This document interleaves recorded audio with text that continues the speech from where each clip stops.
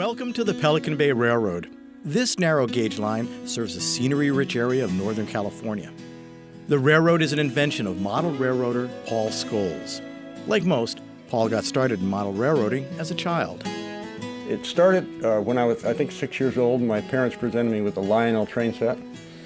I was fascinated by it naturally, but I was also fascinated by scenery at the time. And being 6 years old, I didn't know anything, so I hauled the Lionel train set out into the garden, where I immediately got the track all rusty and the locomotive dirty, much to the chagrin of my father, who was very angry about it. But it wasn't until I was 14 or 15 that I started to become interested in scale model railroading.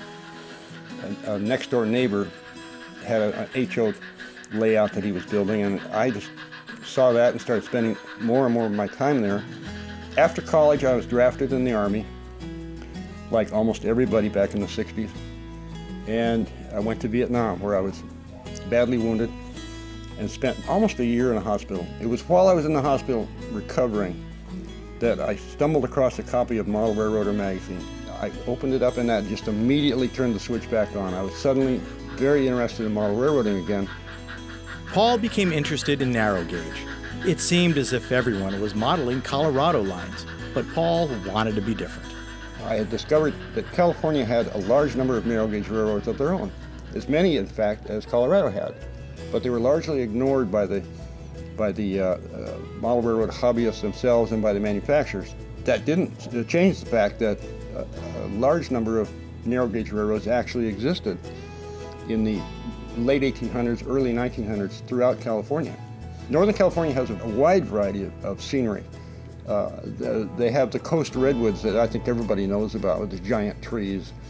So I modeled the redwood forest, but also in Northern California, there's also the rocky, arid central part of the state, and then the foothills of the Sierra Nevada mountains.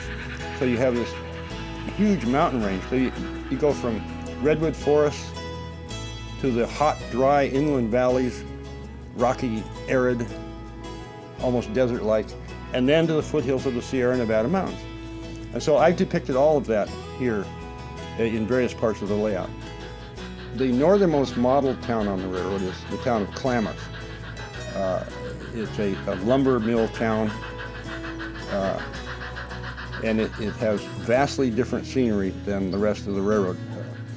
In any case, the main line leaves Klamath going southbound, passes through a little mining hamlet of Camp Riley, and a second mining hamlet of Dooley Canyon, and winds up at the seaside town of Fort Nash. And Fort Nash is an army town where an army post is located. From Fort Nash, the main line heads south and into the main town on the layout known as Pelican Bay, which is the main yard. From Pelican Bay, the line continues south to the town of Rio Dell, where a kerosene refinery is located. From Rio Dell, the line continues south through the redwood forest and the small station known as Big Trees. From Big Trees, the line turns east into Diablo Canyon, which is a river, the Diablo River. And Diablo Canyon is a rocky, arid, desolate place, prone to train robbers and Indian attacks and so on. And eventually, the line emerges from Diablo Canyon and winds up at the southernmost town on the railroad, Silverado. Are there any future plans? I've got to finish my city scene, and that's months away from being done, but it'll eventually be finished. Beyond that, I still need to deal with the Army facilities at Fort Nash. I haven't gotten to that yet. Paul has some advice for anyone thinking about the hobby of model railroading. I think it's important to realize, number one, how much fun this hobby is and how rewarding it can be. This particular model railroad is big, I admit it.